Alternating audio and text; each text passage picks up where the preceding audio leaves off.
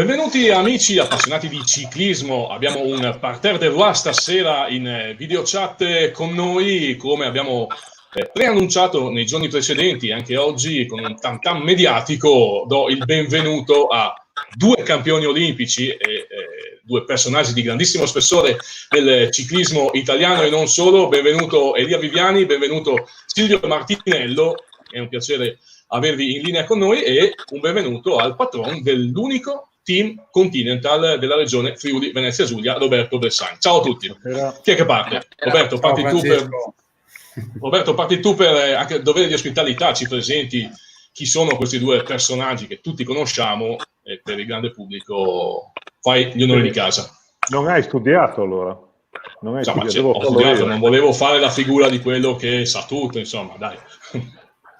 Allora, due campioni olimpici, Silvio è un atleta immenso, ha fatto anche una grandissima carriera su strada, ha vinto delle gare da professionista, è stato uno dei maggiori atleti che tirava le volate, più importanti che tirava volate a Cipollini, quindi con tutte le 6 giorni che ha vinto, con i campionati del mondo, con le Olimpiadi, è un atleta di assoluto valore. Elia in questo momento è uno degli atleti più importanti, campione europeo in carica su strada, campione olimpico dell'Omnium, della specialità più importante delle Olimpiadi, e io non so nemmeno quanti campionati europei abbia vinto su pista, perché ha cominciato a vincere a 17-18 anni. Quando hai cominciato a vincere gli europei, Elia?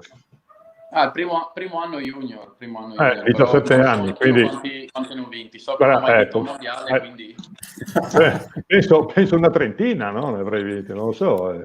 No, dai. Incredibile, cioè una carriera. Io fra l'altro ho visto Elia crescere da bambino, ho seguito tutta la carriera fin da quando facevo il tecnico del centro di San Giovanni. Se Silvio, se è possibile dirlo, io direi che Elia è figlio del progetto Martinello, no? In qualche modo, o no? Ma insomma Elia, diciamo che quando quel progetto partì faceva parte della categoria juniores, era già un punto fermo della squadra nazionale, e poi insomma è cresciuto ed è arrivato dove è arrivato, e tanto margine ha per migliorare, per arrivare ancora più lontano. Diciamo che Elia è l'atleta che ha sempre praticato e che è cresciuto in un velodromo, nel suo caso il velodromo di Pescantina, e che poi non ha mai abbandonato questa attività nemmeno quando è arrivato ai massimi livelli dove si trova ora. Anzi, io credo che l'attività su pista lo abbia certamente aiutato a diventare il miglior velocista in circolazione in quest'epoca, perché assolutamente questo è il rango che ha raggiunto, e anche l'attività su pista fatta fin da giovane lo ha certamente aiutato a conquistarsi questo spazio importantissimo che con le sue prestazioni e con le sue doti è riuscito a conquistarsi. Io ho una domanda sia per Elia sia per Silvio, perché soprattutto in questo periodo di quarantena obbligata, di lockdown, l'obiettivo della ripartenza sarà quello di gare individuali, perché penso sia abbastanza impossibile, almeno nei mesi prossimi, nell'immediato futuro, organizzare gare su strada come siamo abituati a vederle. Può la pista in questo momento sfruttare, tra virgolette, l'occasione e, che ne so, fare proseliti piuttosto che reclutamento di nuovi talenti, proprio per questa situazione, secondo voi? Prego Elia, ti lascio la parola. Elia? Hai sentito Elia? Elia? Allora, in attesa di recuperare Elia, Silvio, vai sì, con la... Allora, sì, intanto rispondo io. Ma io, sai, c'è stata sicuramente la pista potrebbe prestarsi in questa fase 2, chiamiamola così, poi ci sarà una fase 3 dove presumibilmente qualche manifestazione potrà riprendere, perlomeno ce lo auguriamo tutti. Potrebbe rappresentare un ambiente, un luogo dove poter svolgere dell'attività. È chiaro che anche su pista ci sono delle attività abbastanza limitate che si possono fare se il concetto continuerà a rimanere quello del distanziamento sociale, quel concetto che ha consentito finora, diciamo così, di contenere, forse una parola grossa, insomma un po' troppo ottimistica, ma in qualche modo di gestire questa fase emergenziale. Bisognerà capire come evolverà la situazione. Io mi permetto di fare insomma un passo in più.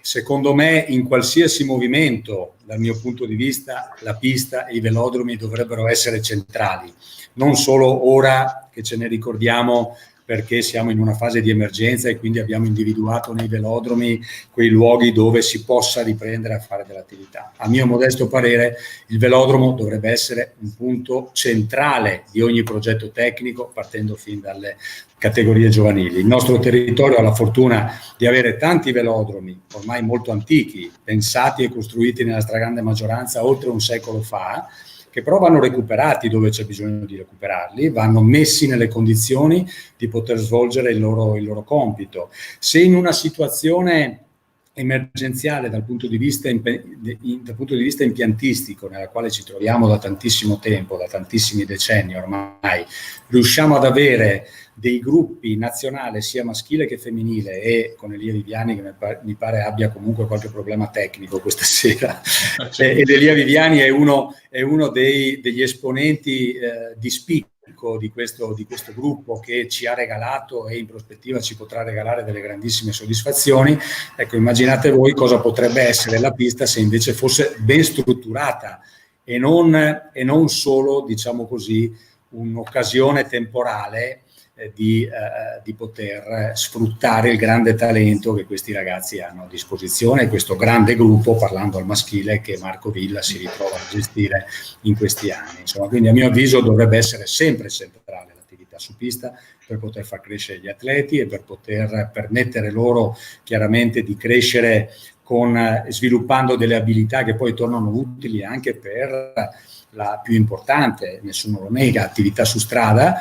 E nel caso di Elia, e anche nel mio, modestamente, anche raggiungere dei risultati sportivi che danno gloria a se stessi e anche al paese a cui si appartiene, insomma, perché vincere una medaglia ai Giochi Olimpici è comunque qualcosa di importante per tutto il movimento sportivo.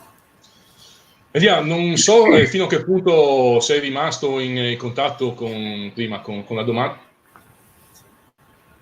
Però io non sento Elia, non so nemmeno io.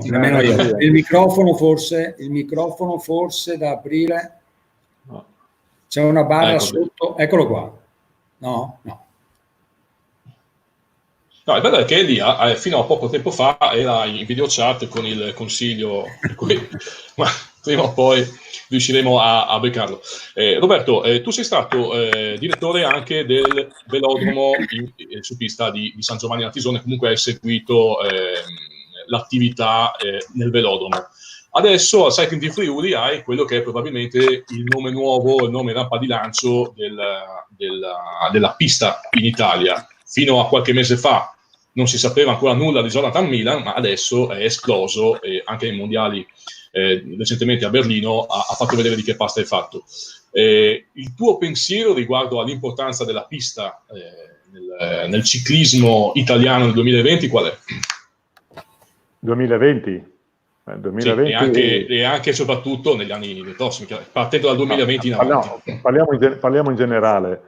La pista per la formazione di un atleta è essenziale. Fin dall'attività giovanile i ragazzi devono assolutamente passare dalla pista, ma come possono passare anche dalle attività del fuoristrada, poi man mano ci si specializza.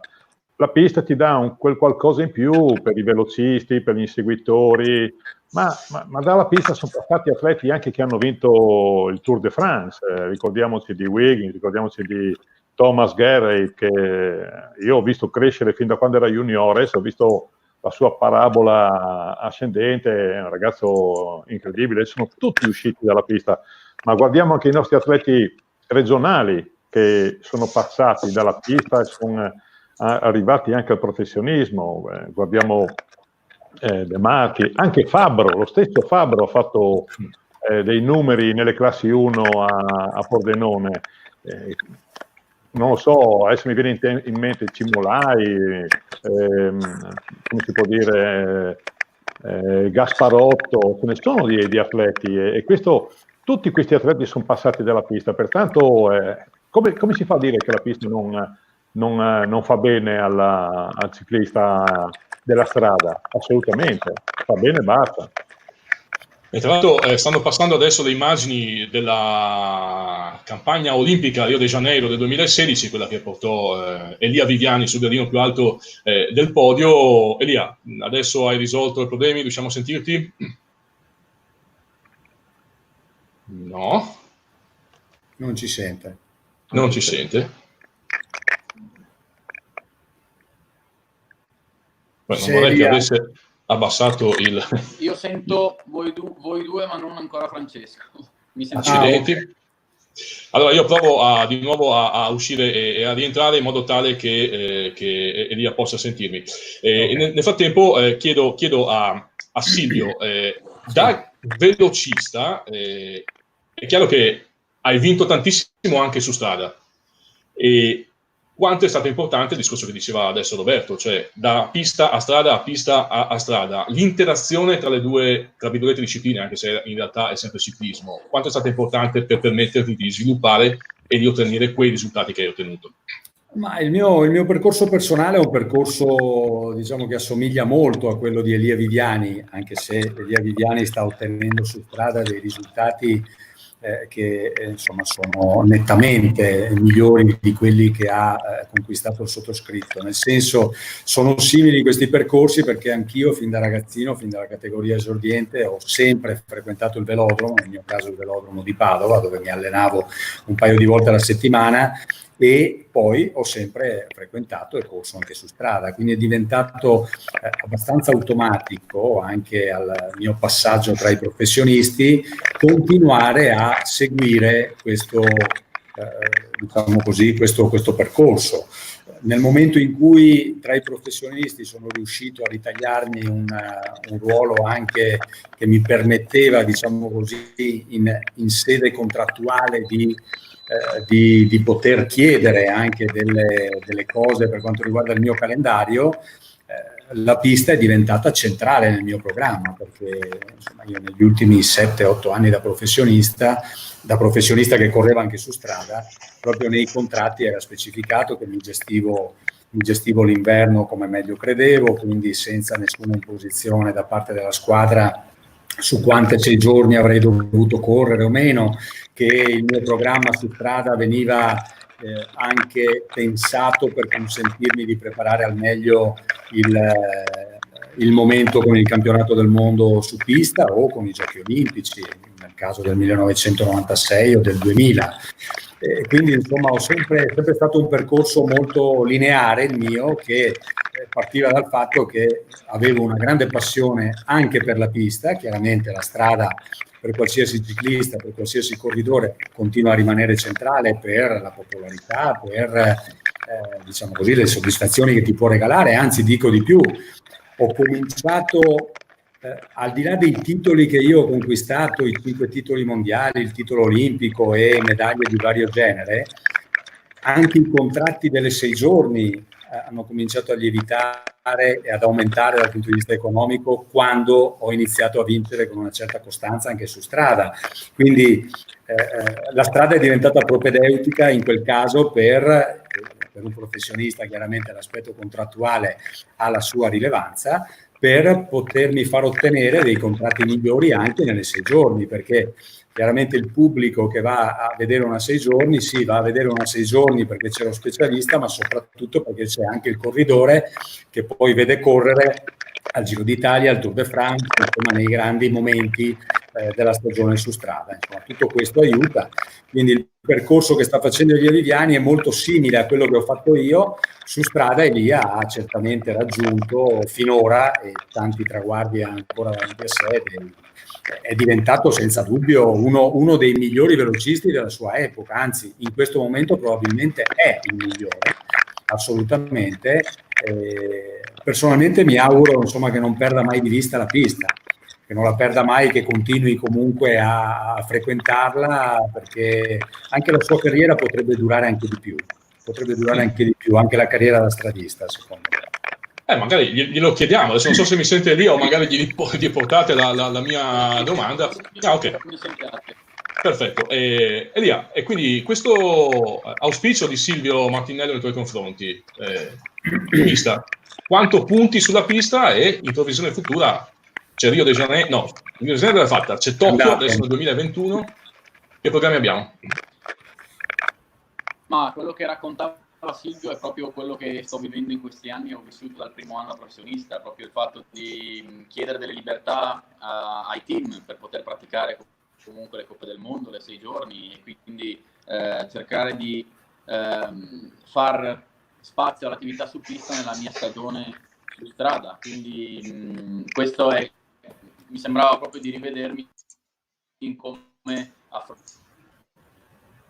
affronto le mie conversazioni, che può essere con il manager del team o comunque come lo metto come privilegio quando scegli un team, e quindi Sky è stato comunque indirizzato anche verso quell'obiettivo, quindi penso che sì, la pista continui sempre a darmi qualcosa, quindi la terrò fatta, e sicuramente con un obiettivo importante che è quello di Tokyo 2021, che è stata slittata di un anno, ma che vorrei vedere il bicchiere mezzo pieno e dire che comunque è meglio così, perché comunque, come si è parlato prima, c'è un quartetto che sta crescendo senza limiti, e chissà che un anno in più non ci dia ancora poi qualcosa in più da poter crescere quel tempo di cui magari si ha bisogno per crescere e tirar via quei 6 decimi che ci mancano al record del mondo, comunque a battere la Danimarca. Quindi avete parlato prima di Milan, che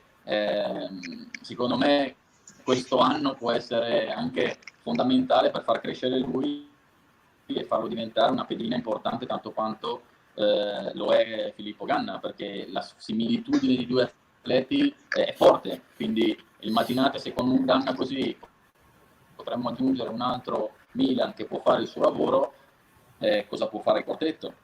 Praticamente sarebbe un quartetto da lanciare, e poi ci pensano loro due, insomma. Quindi voglio pensare che questo anno sia un qualcosa che ci porta bene, ci porta un qualcosa di positivo. Porta un anno in più a me, speriamo che sia solo d'esperienza, però sinceramente per la situazione che si era creata penso che sia la cosa migliore. Un anno di tempo per fare un appuntamento così ci voleva e non poteva essere improvvisato.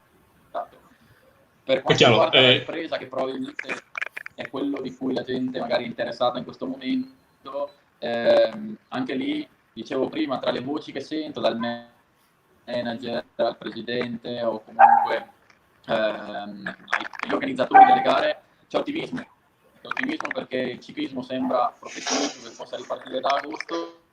Ad agosto manca ancora un bel po' di tempo, nel frattempo godiamoci la libertà di potersi allenare dalla settimana prossima e ripartiamo, insomma. Probabilmente l'attività di cui avete parlato, che si può partire individualmente, la vedo come un'ottima opzione, per esempio per le categorie giovanili, che non vorrei mai perdessero l'anno, perché comunque andremo a rischio di perdere tanti ragazzini appassionati, perché è giusto che possano essere competitivi e possano, perché no, anche fare mini sprint o sprint tutte le domeniche al posto della gara di gruppo, ma è una cosa importante sicuramente che sia in pista, e sappiamo tutti, c'è il lanciare, c'è il individuale, c'è in questo momento è importante non creare assembramenti, non andare in bici insieme, ma da soli in bici si può fare tanto.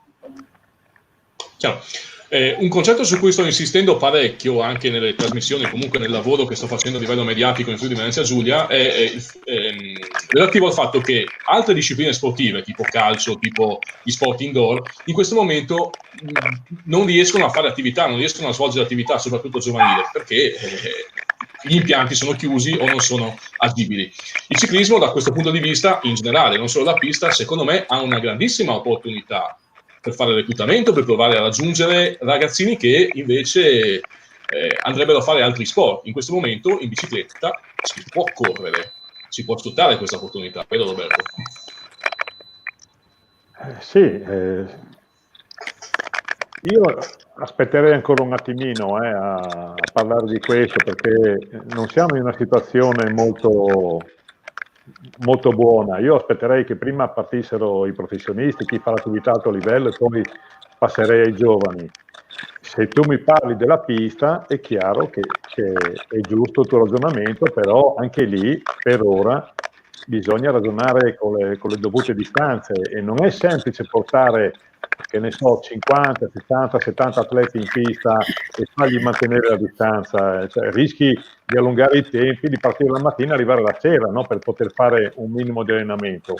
Cosa fai? Sfrutti l'inseguimento, sfrutti i 200 lanciati, sfrutti il chilometro, ma quando parliamo di ragazzini non puoi nemmeno fare queste specialità qua. Quindi cominciamo un attimino ad aprire. Poi c'è un altro problema, il problema che i ragazzini devono avere anche l'accompagnatore, cioè se tu li alleni in gruppo ci deve essere sempre qualcuno che li segue, quindi tu in questo momento puoi uscire da solo, non puoi uscire col gruppo, non puoi stare con i corridori devono rimanere da soli, quindi io aspetterei ancora un attimino l'evolvere di questa situazione. Elia, in questo periodo cosa hai fatto proprio nello specifico? Rulli, un po' di allenamento a casa con Elena, però nello specifico cosa hai combinato? Ma guarda, non ho voluto ammazzarmi, tra virgolette. I rulli sono un allenamento importante e tanto più produttivo, se vogliamo, anche della strada, perché comunque quando tu fai l'ora e mezza, 2 di rulli, quando li fai pieni di lavori specifici, la qualità dell'allenamento è anche superiore magari alle 4 ore fatte tranquillo su strada. Però le gare sono lontane, ho cercato solo di tenermi in forma, quindi ovviamente ogni giorno facevo la mia attività, ma mi sono concentrato molto di più sul fatto abbiamo la fortuna di avere una bella palestra nel nostro garage, di poter fare gli esercizi a corpo libero, e quindi mi sono concentrato un po' più sul fatto di magari fare quelle cose che durante una stagione normale non fai, perché comunque pensi ad andare in bici e basta. Quindi ho curato molto più l'aspetto magari fisico in palestra, i lavori specifici lì, piuttosto che sulla bici. Ho fatto rulli liberi, rulli fissi, con degli sprint, con delle SFR, ma non mi sono, diciamo che la mia media settimanale era di 10-11 ore, quando magari su strada fai dalle 20 alle 25 alle 30 ore settimanali, quando fai delle settimane pesanti. Ecco, quindi con le gare così lontane ho pensato solo a tenermi in forma, anche se non è facile non prendere peso, non è facile, però non c'è neanche da stressarsi troppo, nel senso che nella più ottimistica previsione si correrà da agosto in poi, quindi anche su quello, come diceva Roberto, c'è da andarci coi piedi di piombo, perché comunque queste riaperture sono un buon segnale, ma dobbiamo ricordarci insomma che come riaprono potrebbero richiudere se le cose vanno male, quindi ci sarà da andarci con molta cautela. Sappiamo che questa cosa, sicuramente questo virus un po' ci ha cambiati, dobbiamo comunque tenere dentro questa piccola paura, che poi non è una paura ma è un qualcosa che ci fa prendere più attenzione del normale, e cercare di arrivare insomma fra 3 o 4 mesi ad avere comunque una vita normale. Quindi per questo il mio ottimismo: mancano 3 o 4 mesi alle gare e spero e vorrei che per tutti torneremo a una vita normale. Mi fa piacere avere Silvio Martinello in chat, anche perché Silvio, sei stato grande ciclista, grande atleta, hai ottenuto risultati, ma hai anche poi sviluppato altre competenze, quella da tecnico, quella da commentatore televisivo, quindi conosci anche l'aspetto mediatico della disciplina e di come si debba essere sviluppato sotto questo punto di vista.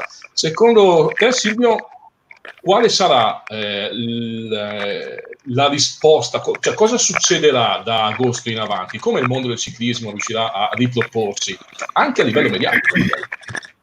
Ma io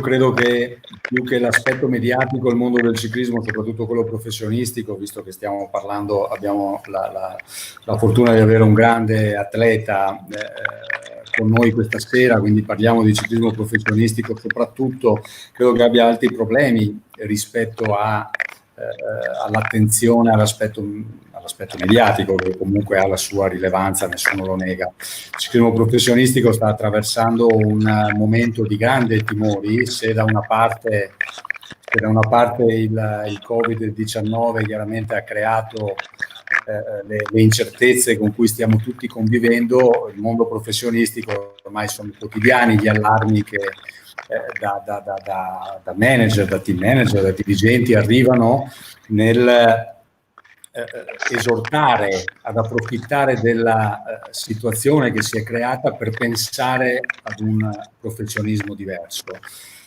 Il mondo del professionismo, soprattutto del World Tour, vive su fondamenta e su basi che sono assolutamente instabili. Questo, insomma, chiunque con un po' di capacità di visione di medio e lungo termine poteva vederlo prima, e questa emergenza purtroppo l'ha messo sotto gli occhi di tutti. Uno sport che costa moltissimo e che vive di sole sponsorizzazioni, questa emergenza sanitaria purtroppo non ha fatto altro che accelerare i problemi che, se non si riprenderà e se non si riuscirà in questa stagione a fare per esempio il Tour, ecco che potrebbero diventare per molti problemi assolutamente irreversibili.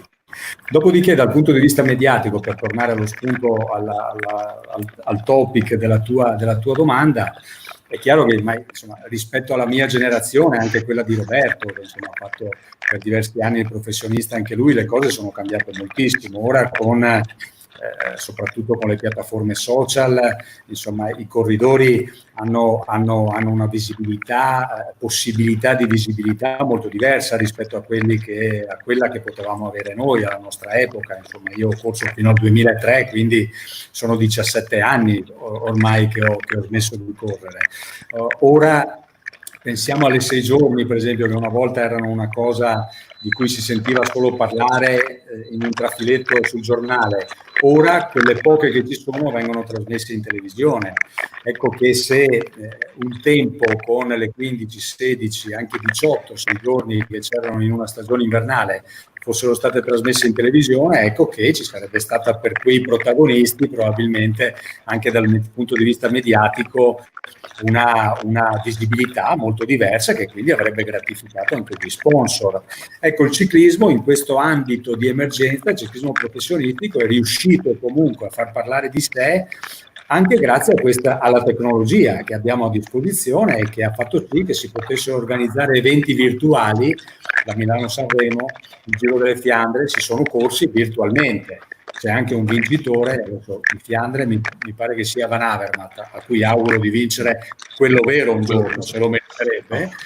Ora la Sanremo non so bene chi l'abbia vinta, non ricordo, mi sfugge, però insomma in questo momento particolare, molto complicato, è stata un'occasione, uno strumento, questa attività virtuale, insomma, che ha potuto in qualche modo dare della visibilità anche agli atleti in parte, ma che secondo me si sono molto annoiati, ma soprattutto agli sponsor che insomma hanno bisogno di questa visibilità. Certo che insomma questa emergenza ha messo a nudo purtroppo i seri problemi che il ciclismo professionistico, soprattutto il World Tour, con cui convive da tempo, e io mi auguro che ci sia quella lungimiranza e capacità di provare a correggere la situazione. Perché altrimenti non c'è da sperare in un gran futuro. È importante che si corregga questa situazione. Certo, anche perché magari se fanno uno zoncolan virtuale, magari vince anche Viviani. Uno zoncolan sarebbe Viviani è troppo intelligente per mettersi in gioco con lo zoncolan, nel senso che anche se potesse vincerlo, chiaramente direbbe no, meglio di no, perché sennò facciamo perdere della credibilità. Insomma, è un ragazzo troppo intelligente, Diago.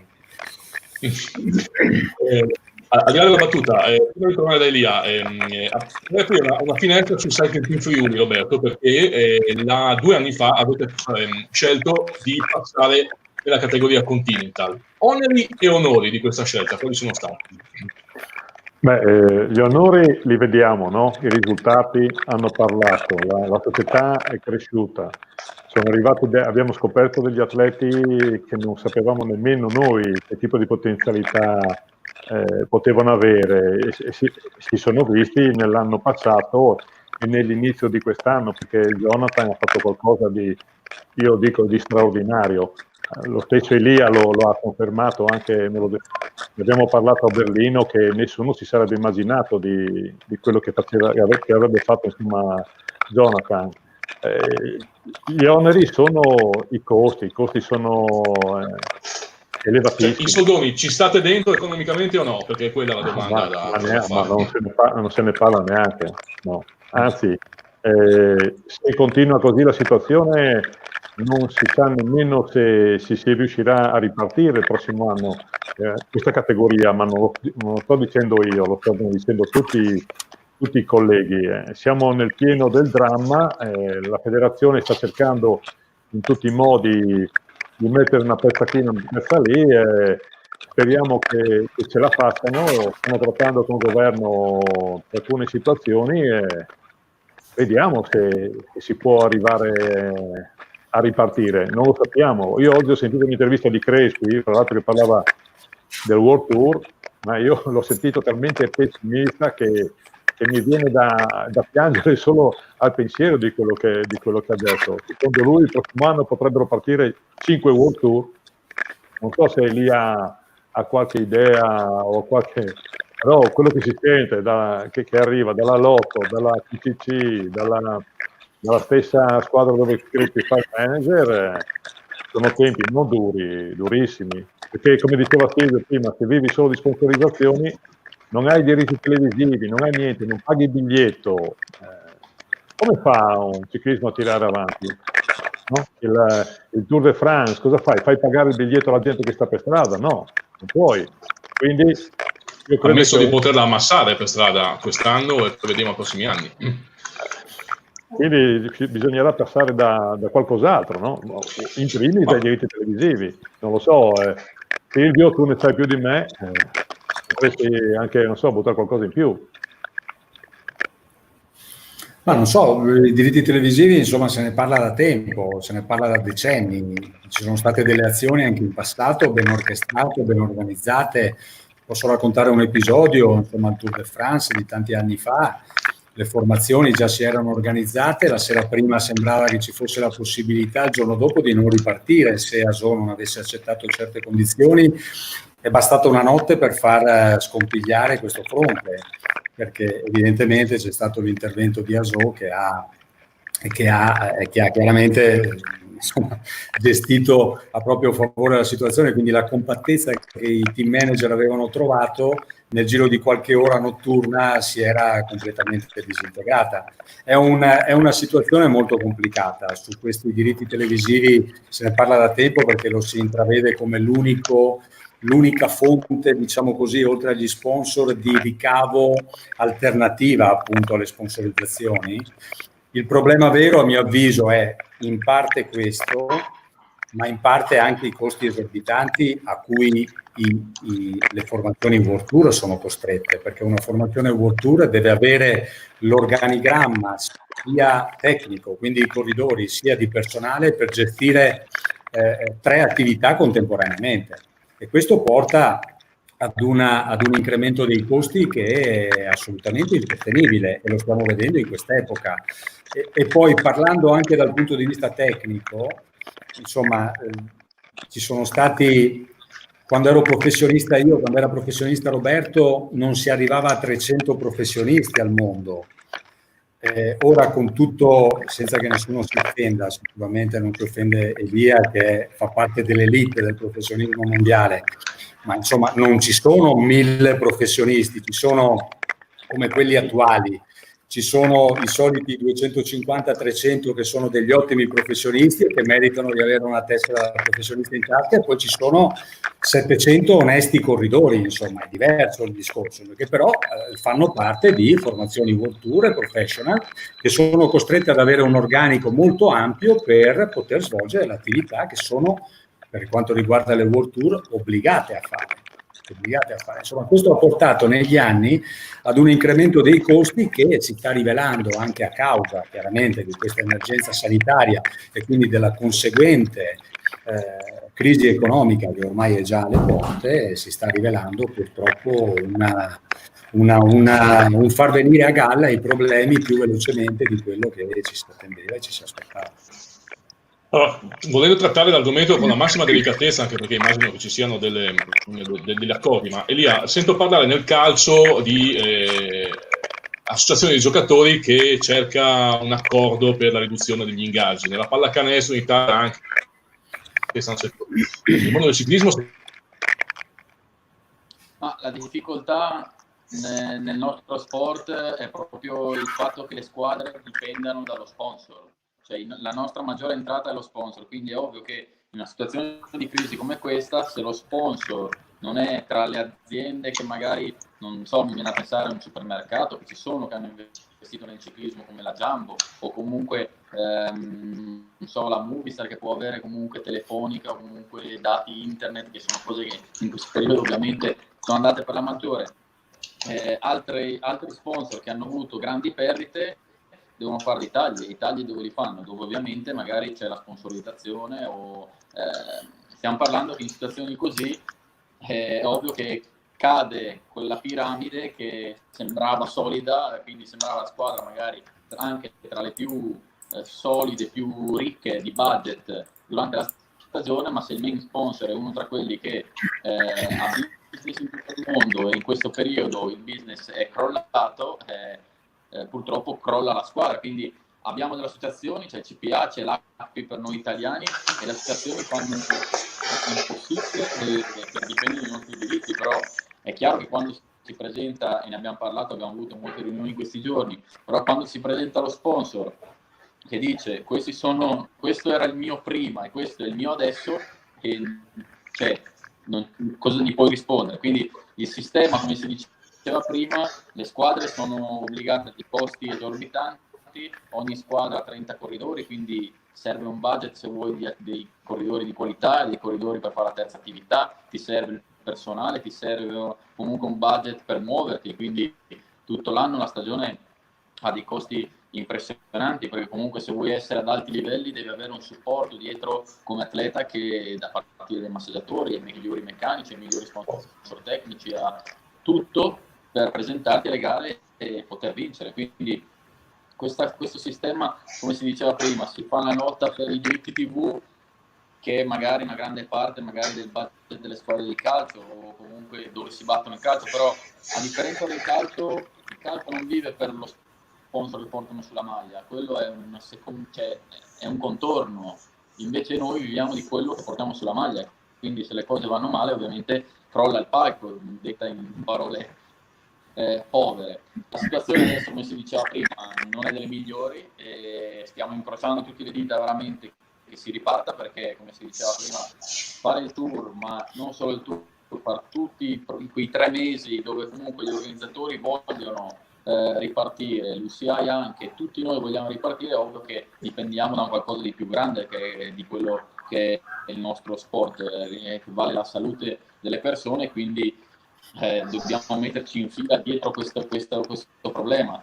Però come diceva Silvio, dipenderà tanto da fare il tour a non fare il tour, perché se non si parte col tour, che è uno dei primi appuntamenti importanti fissati, è ovvio che non si fa neanche il resto, e da lì veramente può essere che più del 50%, se non per essere ottimisti, delle squadre ciclistiche non riescano a ripartire il prossimo anno, assolutamente. E già adesso ci sono delle difficoltà delle squadre, le voci che si sentono insomma sono vere, delle riduzioni, ci sono dei team che comunque riducono adesso, garantendo poi che se la stagione riprende riescono a coprire quel gap che hanno colmato in questi mesi, quindi è solo questione di prendere tutto più avanti. Ci sono delle società invece che hanno chiaramente detto siamo messi male, se volete stare dalla nostra parte e provare a finire la stagione insieme, dovete accettare certe condizioni, se non volete è ovvio che qui la squadra non andrà più avanti. Quindi sono situazioni in cui anche i corridori vengono messi in difficoltà, ma come diceva Silvio, l'ambiente è più grande, perché ci sono famiglie dietro i meccanici, dietro i massaggiatori, dietro tutti quelli che rischiano di rimanere a casa. Quindi veramente è importantissimo anche se, e come dicevo nei giorni scorsi in varie interviste, anche se ci sono accavallamenti di date, di appuntamenti importanti, starà a noi corridori, ai team, decidere un calendario, fissare degli obiettivi per tornare alla normalità il prossimo anno, ma credo che bisogna dare la disponibilità anche come corridori a tutti di ripartire, organizzatori compresi. Se la Roubaix sarà durante il giro e se il Fiandre sarà durante il giro, ci sarà chi decide di venire al giro per vincere il giro e chi decide di andare al Fiandre per vincere il Fiandre. Sappiamo tutti che siamo in una situazione non normale, tratteremo questa situazione normale, ma l'importante è proprio ripartire tutti insieme. Quello che sento potrebbe essere Attila, così a occhio e croce, mi sento abbaiare qualcuno, magari lui. No, okay. No, non è Attila, no, è uno dei miei che deve ancora cenare anche lui, deve ancora cenare anche lui. Ok, no, allora vi rubo ancora qualche minuto, ma poi in realtà ci abbiamo verso la conclusione. Roberto, Giro del Friuli Venezia Giulia, Under 23, primi di settembre. Può essere quello ragionevolmente il vostro obiettivo del 2020 a questo punto? L'obiettivo del Sacchetti Friuli quest'anno ce ne aveva di obiettivi.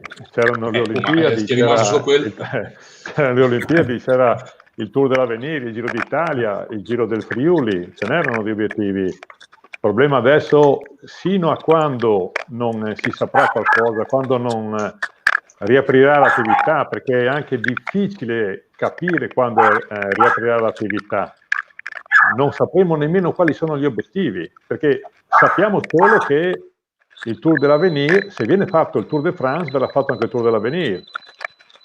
Se si apre l'attività, il Giro d'Italia sta facendo in modo di poter essere effettuato.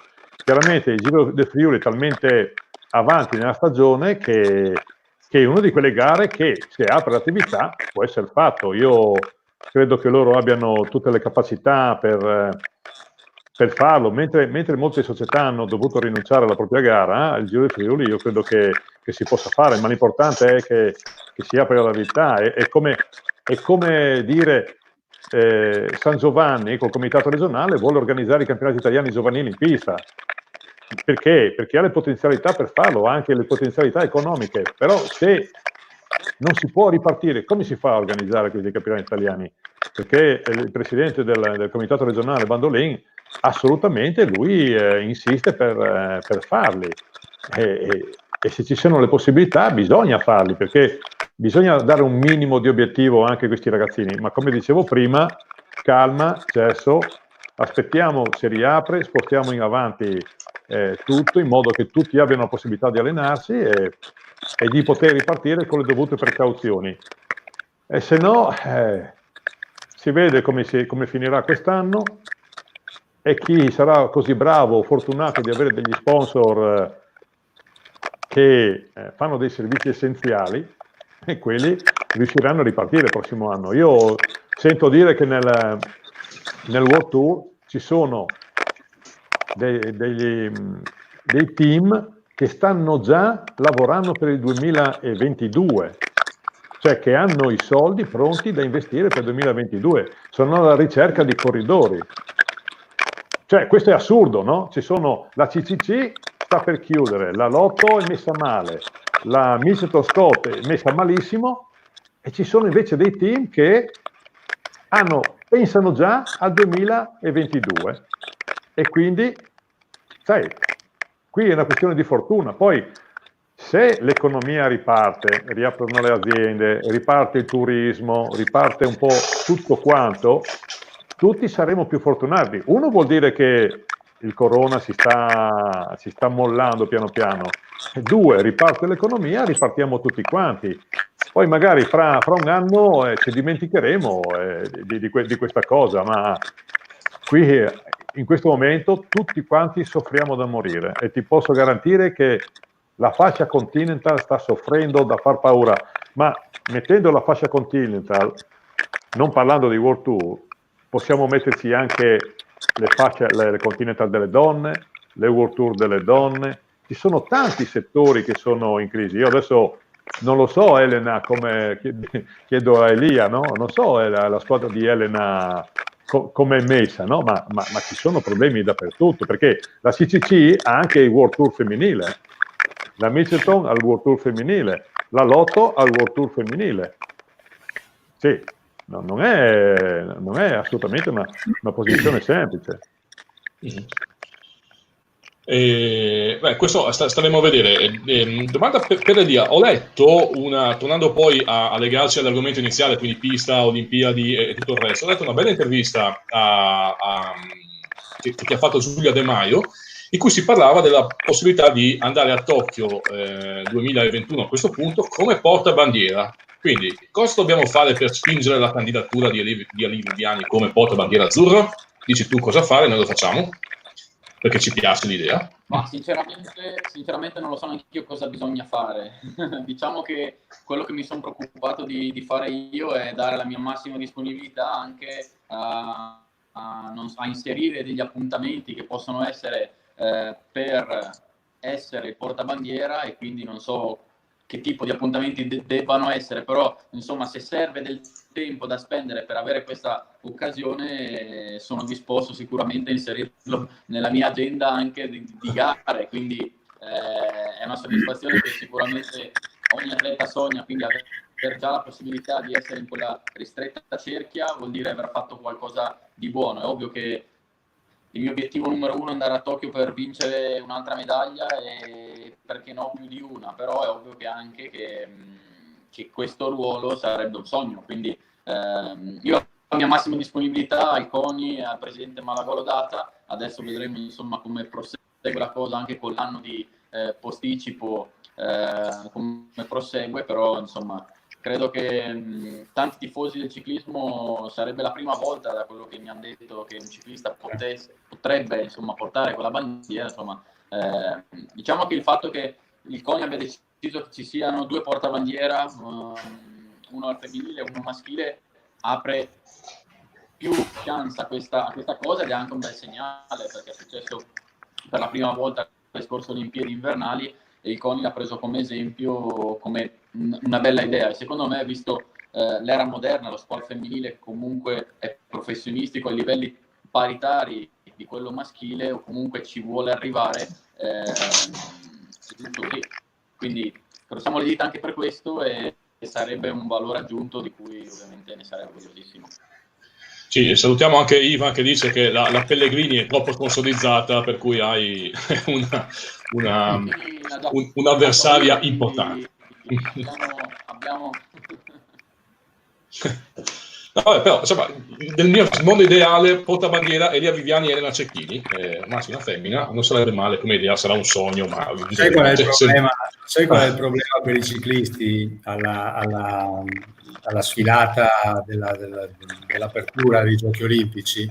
Che si sta in piedi per tantissime ore e che quindi è abbastanza incompatibile, no? con chi corre in bicicletta, che insomma normalmente non ama stare moltissimo in piedi perché stanca molto. Elia ha partecipato a 2 edizioni dei Giochi finora. Io ne ho fatte 3 nella mia carriera di Giochi, non ho mai partecipato ad una cerimonia di apertura, appunto per questa ragione, cioè perché sono molto stancanti, oltre che una bella esperienza, però poi siccome l'obiettivo di un atleta è quello di essere lì poi per cercare il risultato, però se questo dovesse essere, se Elia potesse avere effettivamente delle chance, tutto il movimento si deve fare portavoce, urlare forte che vuole Elia portabandiera, assolutamente. Roberto, siamo praticamente quasi in chiusura. In realtà io avrei ancora qualche curiosità, però do anche spazio a te.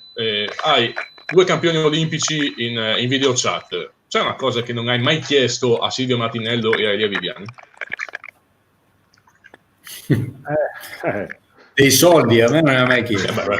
Quelli è l'ultima cosa. C'è una battuta, perché ci sentiamo spesso, quindi parliamo di tante cose. Io ho avuto dei pensieri, no, questi giorni qua, e pensavo a quella magnifica specialità che è la Madison, Allora, qui abbiamo due maestri della Madison e vorrei chiedere a Silvio e anche a Elia, perché le epoche sono diverse, no? E si corre la Madison in maniera diversa in questo momento. A me piacerebbe capire come interpretava la Madison Silvio insieme al grande Marco Villa, che in questo momento è quello che ha dato una spinta al ciclismo su pista incredibile, e come Elia intende la Madison, perché è una specialità bellissima, ma assolutamente non facile. E idealmente mi piacerebbe vedere loro due insieme a correre l'americana. Per me sarebbe una bella cosa, perché vorrebbe dire avere 20-25 anni di meno, insomma, quindi potrebbe... Io firmo subito, se mi dici dove, io firmo. Poi con Elia correrei molto, molto volentieri. No, vabbè, velocemente, poi lascio spazio ad Elia, che sicuramente ha più cose di me da dire. È cambiato moltissimo, è una specialità che anche dal punto di vista regolamentare è cambiata. Io non ho mai nascosto, anche quando avevo il privilegio di raccontarla in televisione, che mi piaceva più la vecchia formula, non perché io sia un nostalgico, insomma, ma la Madison è l'americana alla caccia, come la chiamano i puristi, era quella cosa lì, è un po' meno quella attuale. Insomma, i rapporti sono cambiati moltissimo. Credo che Marco avrà parlato tante volte con Elia. Con Marco abbiamo vinto i titoli mondiali che abbiamo conquistato, ne abbiamo conquistati 2, poi abbiamo conquistato un argento, poi ho conquistato un altro argento anche con Andrea Collinelli, sempre nella Madison. Corravamo con il 51-15, un rapporto che se lo utilizzi adesso insomma, probabilmente non riesce nemmeno a stare in gruppo, però la media finale era una media che si avvicinava ai 54 orari, insomma, quindi non è che si andasse piano. Ora si corre con lunghissimi rapporti, c'è una velocità di crociera, diciamo così, molto, molto più elevata. Questo nuovo regolamento che praticamente ha quasi annullato il vantaggio che ti può dare il giro conquistato, praticamente conquisti 20 punti di abbuono che vanno in classifica, quindi è una somma di punteggi. Anche la Madison, come lo è la corsa a punti, che è la prova individuale, è cambiata moltissimo, soprattutto sotto questo aspetto, per i rapporti che si vanno ad utilizzare. Ecco, è meno frequente vedere degli attacchi spettacolari come si vedevano una volta, dove proprio i corridori schizzavano fuori dal gruppo. Questo era consentito anche dal rapporto molto più agile che utilizzavi, cosa che è impensabile in questo momento con i grandi rapporti che utilizzano. Bene. Elia? Ma guarda, devo dire che ho ancora tanto da imparare nella Madison, nel senso che nelle ultime Madison è stata trascurata nel momento che è uscita ovviamente dal programma olimpico, e mi diverte un sacco fare 6 giorni dove la Madison è comunque al centro di tutto ed è ancora con quel famoso giro, funziona a giri, quindi si vedono quegli attacchi, si prende il giro, poi si insegue la coppia che è più vicina, insomma è ancora molta azione. Le Madison moderne sono, come ha detto Silvio, rapporti grandi, molta meno cadenza e velocità di crociera altissima da continuare a fare degli sprint ogni 10 giri, ma non si vedono più quegli attacchi spettacolari. Quindi anch'io sono per la Madison vecchio stile, e la Madison nuova va corsa in modo diverso, va corsa a sprint soprattutto nella prima parte, perché devi restare in gara con i punti. Alla fine la classifica viene fatta dai punti, anche chi prende il giro prende i 20 punti, quindi l'unica cosa che è rimasta uguale sono i famosi 50 km, quindi quello è un qualcosa che porta ad essere una gara di resistenza, però bisogna restare in gara, quindi bisogna fare la prima parte a sprint, ma ovviamente essere pronti a seguire gli attacchi. C'è più una situazione di selezione da dietro quasi, è come se dopo uno sprint restano i 4-5 migliori e si va avanti con quelli, e quelli rimangono in gara a suon di punti. Non è più spettacolare come prima, quando si vedevano comunque gli attacchi, le coppe prendevano mezza pista, a volte tornavano indietro, a volte andavano a 3/4 di pista e agganciavano in giro, quindi sono anch'io per la Madison vecchia, fatto sta che comunque dovremmo imparare a correre la nuova perché manca un anno alle Olimpiadi, se vogliamo essere in lista per la medaglia dobbiamo imparare a fare questa. Aspetta, Francesco. Allora, solo per dirti quanto vecchio è Silvio, ti dico che Elia ha vinto un campionato italiano della Madison col figlio di Silvio, con un Martinello, ma con Nicolò, che è stato anche un mio atleta. Quindi, ecco, immaginate quanti anni ha Silvio.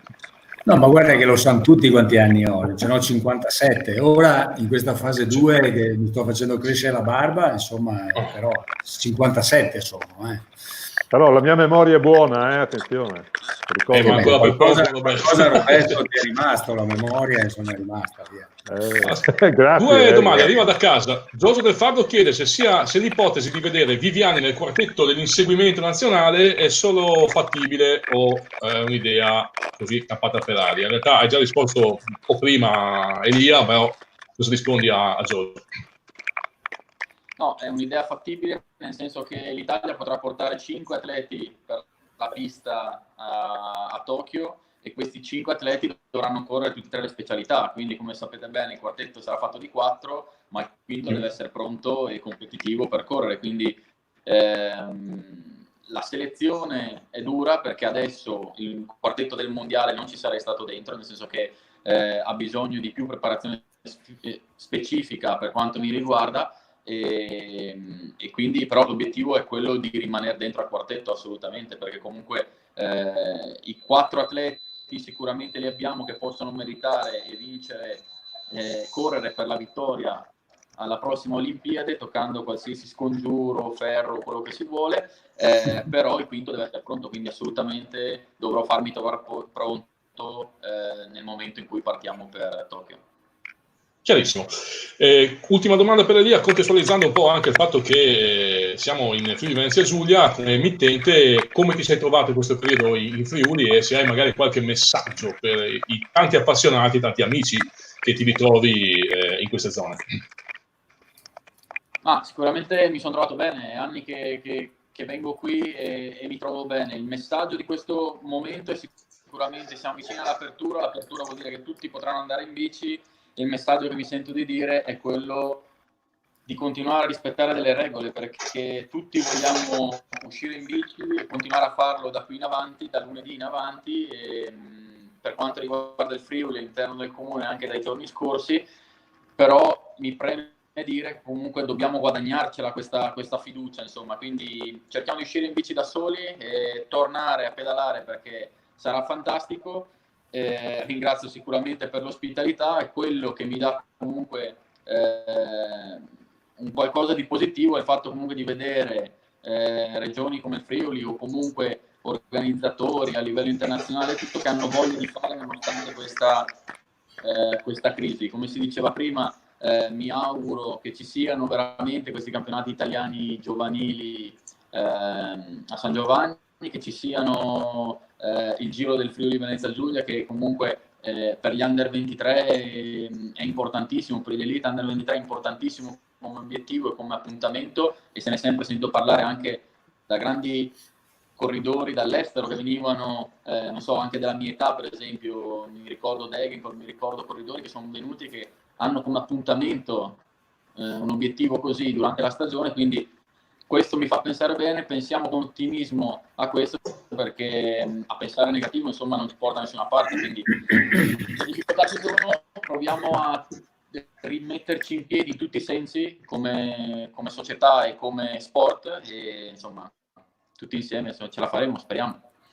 Beh, insomma, speriamo davvero di farcela. Domanda per Silvio, in questo momento insomma il ciclismo sta vivendo una serie di cambiamenti al di là del coronavirus. Nel futuro di Silvio Martinello cosa c'è? Perché ci sono tante voci, Silvio Martinello, qual è il tuo futuro? Ma il mio futuro, insomma, non nego che c'è un discreto interesse intorno alla mia persona, questo chiaramente mi gratifica moltissimo, non sono assolutamente indifferente all'interesse che c'è. Il mondo del ciclismo credo che abbia la necessità di avere delle idee nuove, avere, diciamo così, una prospettiva più moderna, più attuale. I problemi di cui abbiamo parlato soprattutto di ciclismo professionistico, in realtà ci sono tanti problemi anche alla base del ciclismo professionistico, chiaramente, da dove poi vengono fuori i professionisti domani, in tutta la filiera, chiamiamola così, per parlare in termini che vengono utilizzati anche in ambito economico. Credo che ci sia bisogno di dare supporto alla società, che ci sia bisogno di dare supporto ai comitati locali, che è lì sono loro che si occupano del reclutamento. Ci sono grandi difficoltà che questa emergenza sanitaria purtroppo sta creando anche a livello giovanile, perché quando si parla di sponsorizzazioni, se si parla di milioni nel World Tour, si parla di qualche centinaio di euro a volte nel ciclismo giovanile che servono, che si fa il giro della bottega, che il presidente della società fa il giro delle botteghe a tirare sul contributo per organizzare la prova dei giovani. Ci sono molte difficoltà che chiaramente questa emergenza sanitaria sta mettendo sul tavolo in evidenza. È evidente che chi sta gestendo queste difficoltà non è invidiato da nessuno, è un momento particolarissimo. Ecco, ma io credo che il ciclismo negli anni abbia purtroppo perduto anche, perché abbiamo questa strana, a volte sembra questa strana capacità di farci del male da soli, ovvero si stanno disperdendo anche tante competenze, no? Perché anche dal punto di vista dirigenziale i dirigenti che stanno tirando il carrettino da decenni faticano a trovare, diciamo così, dei sostituti, parlo a livello di società, e questo accade anche a livello di comitati e anche di dirigenza nazionale, dove con grande, purtroppo con grande facilità, basta che qualcuno che magari ha delle competenze sbagli cavallo nel momento in cui c'è da puntare su un cavallo, parlo di cavalli ma chiaramente parlo di uomini e di persone, c'è da puntare su qualcuno per un'assemblea, ed ecco che automaticamente quel soggetto è fuori da qualsiasi contesto e quindi non può continuare a portare il proprio contributo. Io credo che il ciclismo abbia bisogno anche di questo genere di cambiamento, cioè di avere una nuova mentalità con cui affrontare le sfide moderne, che sono sfide molto, molto complicate. Ribadisco, nessuno ha la bacchetta magica parlando del momento attuale, quindi nessuno invidia chi ha la responsabilità di gestire questo momento, anzi c'è semplicemente da fare squadra, da fare quadrato per cercare di dare umilmente il proprio contributo e cercare di venirne fuori il prima possibile. Ecco, io ribadisco tutto questo interesse che c'è intorno al sottoscritto non mi lascia indifferente, però allo stesso tempo insomma non sono nemmeno uno a cui piace andare allo sbaraglio per il gusto di farlo, e quindi insomma sto ragionando sulle cose da fare e sto ragionando su, diciamo così, se il mio eventuale contributo può essere un contributo determinante o meno. Direi parole chiarissime da parte di Silvio. Roberto, andiamo in chiusura, tanto ti saluta Andrea Bellotto, ho visto, eccolo qua, Roberto Bressan, un caro saluto, e poi Oscar che ricorda come Emanuele Dotto e Silvio Martinello siano stati la coppia imbattibile del Giro 2019, e anche un abbraccio a Emanuele Dotto che ricordo per il mio esame da giornalista fu lui a tenermi a battesimi. Roberto, andiamo in chiusura con il pensierino finale e i saluti per Elia, per Silvio e per tutti coloro che ci stanno seguendo. Il pensierino finale. Dai, fai la chiosa finale. Fai la chiosa, cioè, Intanto devo portare i saluti a Elia da una sua tifosa particolarissima che abita a 100 metri da casa mia, che è una carissima la carissima suor Ginetta, compagna d'infanzia della nonna di Elia, della nonna materna, intanto. E questo me l'ha detto Suor Ginetta che saluta Elia. Suor Ginetta è eccezionale, è un personaggio incredibile, Elia lo sa, lo aspetta qui nel mio paese da sempre, e ogni volta che torna a Verona mi torna indietro, mi fa una testa così. Casa Elia, striscioni, monumenti, però è un personaggio incredibile. Io a Silvio faccio gli auguri, no, non si fa gli auguri, no Silvio? Non sono mai stato scaramantico, puoi fare gli auguri, dai. So che sono sinceri i tuoi. No, l'importante è che la federazione trovi, come diceva lui, il sistema per migliorare, perché qui c'è da migliorare tante cose. Pertanto, se sarà Silvio, se sarà qualcun altro, l'importante è che la federazione vada avanti nel miglior modo possibile. A Elia auguro un 2021, del 2020 non posso dire niente, il 2021 incredibile, e mi raccomando, le Olimpiadi, cercate di venire a casa con le medaglie, quelle più importanti, va bene? Assolutamente. Abbiamo passato un'oretta abbondante, direi a buon ritmo. Saluto anche gli amici del Museo del Ciclismo di Porto Buffolè e speriamo davvero di vederci il prima possibile in visu. E vorrà dire che l'emergenza sarà finalmente terminata. Grazie a Elia Viviani, un grosso in bocca al lupo per le gare che riuscirai a fare quest'anno e per l'obiettivo 2021. Salutaci anche Elena, ovviamente. Un ringraziamento e un saluto a Silvio Martinello e grazie a voi. Bocca al lupo per tutte le iniziative che lo vedranno protagonista, e grazie a Roberto Bersani. Noi ci vedremo probabilmente in qualche gara, magari già al Giro del Friuli Venezia Giulia ai primi di settembre, come abbiamo detto.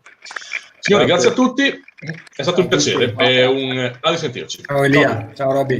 Ciao. Ciao.